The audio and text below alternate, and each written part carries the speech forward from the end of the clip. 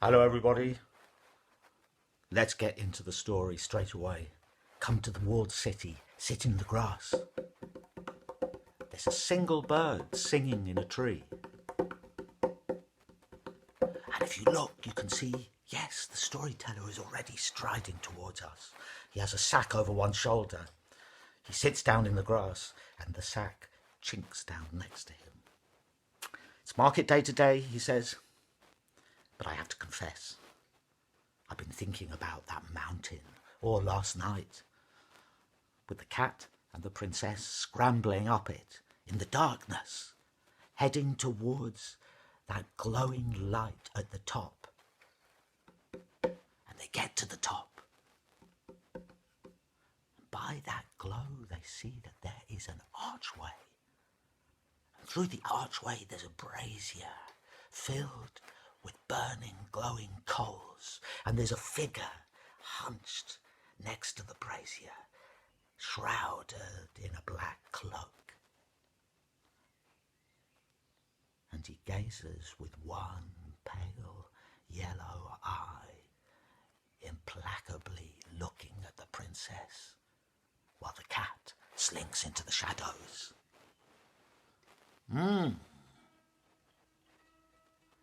Says the figure. It's so rare that one has the pleasure of company these days. But tell me, before you come any closer, on the archway, there are some words. What do they mean?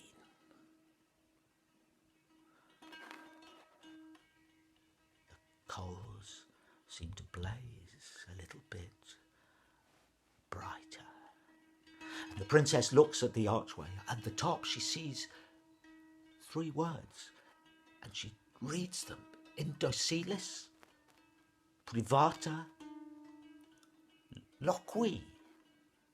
Yes, says the figure. And what, might I ask, do they mean? The princess says, oh, well, I know what they mean. Incapable of small talk. Ha ha ha, yes, indeed, indeed, says the figure. Take a step nearer. And the coals burn again, and the figure still hunched gazes with that single yellow pale eye. And he says, I'm thinking of a number. Could be expressed as the sum of 2 cubed numbers in 2 different ways. What number is that?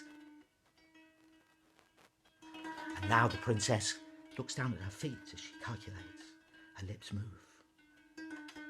She looks up, she says, oh, I know that. It's 1,729. Yes, indeed. You'll be quite amazed at the low levels of mathematical education these days. Even those who can read Latin rarely get past that one. Take a step closer. She stepped closer, and she saw that the cloak covered the stranger completely and entirely. He was still lost in the shadows, and now he said, you have 3 questions.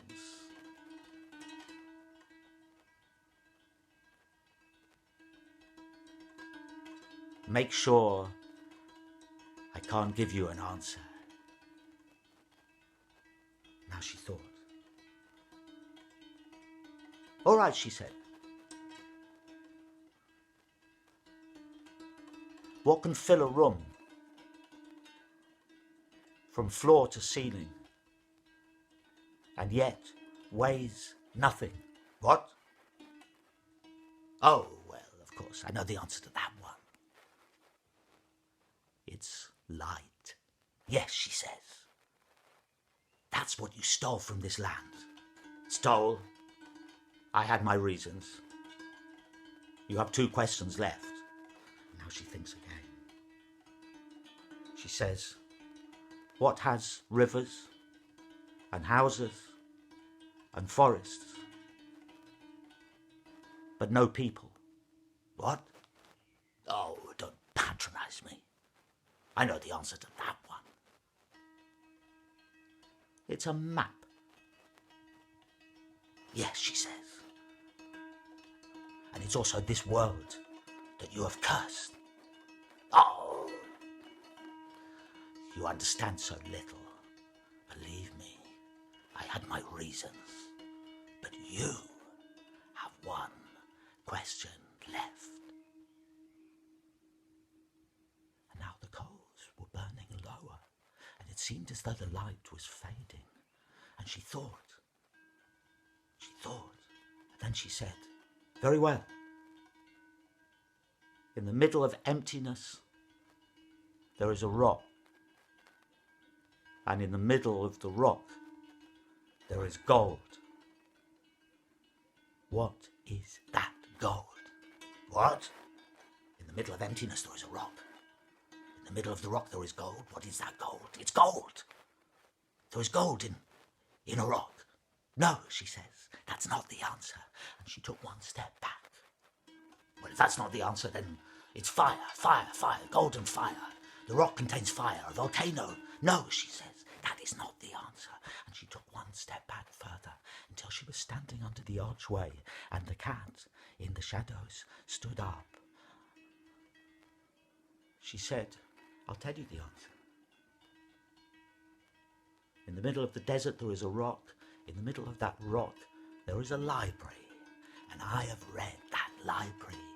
And now the stranger sprang up and cried out, in that case, I know who you are. I know your mother. I know your father. And the princess was shocked. My mother, but my mother vanished on the day I was born. Ah, so there is something you don't know. And now the stranger threw off his cloak, and he stood there in the form of an owl. Two pale, yellow eyes gazing implacably at her, talons sharp as knives, and wings fluttering.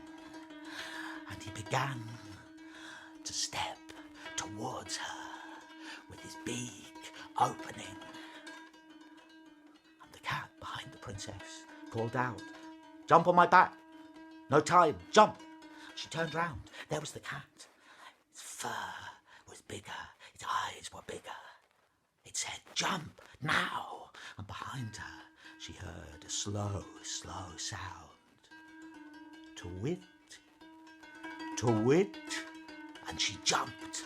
And as she jumped, she heard the flutter of mighty wings. And she held on to the cat's fur. And the cat yowled and leapt into the darkness. Leapt higher and higher, and that leap turned somehow into flying, and she gripped the cat's fur, and the cat was yowling, yowl, and they shot up into the darkness, and the cat screamed out, Look behind, how close is he? And she looked behind, and she said, The owl is high, climbing higher. It's about to swoop on us. Then look in your pocket. What have you got in your pocket? She thought. She pulled out a comb. I have a comb. Throw it down. She threw the comb down. She watched it disappearing into the darkness. And then out of the darkness, there came a hedge. Growing higher and higher, a hedge of thorns, and the cat flew on and screamed out, Look behind you now. And she looked behind. She said, The owl has flown high enough. He's perched on the hedge, and now he's preparing to fly again. His eyes are pale. He's staring.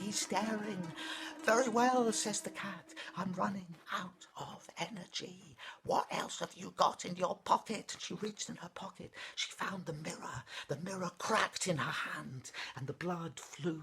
The blood droplets descended. Throw that mirror down. And she threw the mirror down. She threw the mirror down into the darkness. And she watched, and out of that darkness there came, growing bit by bit, a mountain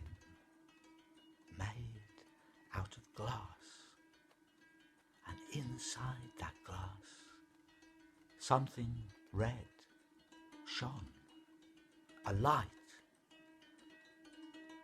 a rising sun inside the mountain. And suddenly the darkness became light, and the cat, breathing heavily, landed. Whoom. They were on the wet grass.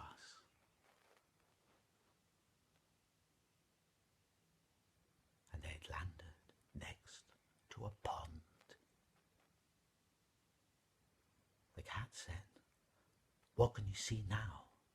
And together they turned, and they saw that there was a great glass mountain that towered high, high, high.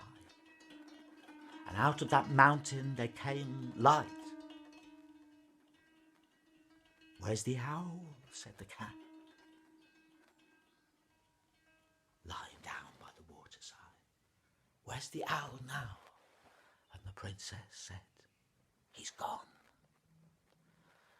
"That's good," said the cat. "That's good." "Yes," said the storyteller. "That is good. That was good. And the market calls, I'm afraid." But they said, "Stop, don't go now. The princess, the cat, the owl. And what about her father and her mother? What did you say there?" "Well," says the storyteller, "there's a lot to think about. And I will come back here, but I'm busy over the next few days. So wait for me for as long as you can. I will return." And he picked up his sack, put it over his shoulder, and away he strode.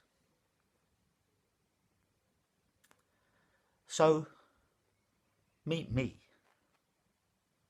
sometime today, tomorrow, Monday. Let's see. And then I'll explain everything about the king, the queen, the princess, the cat, the owl. Until then, goodbye.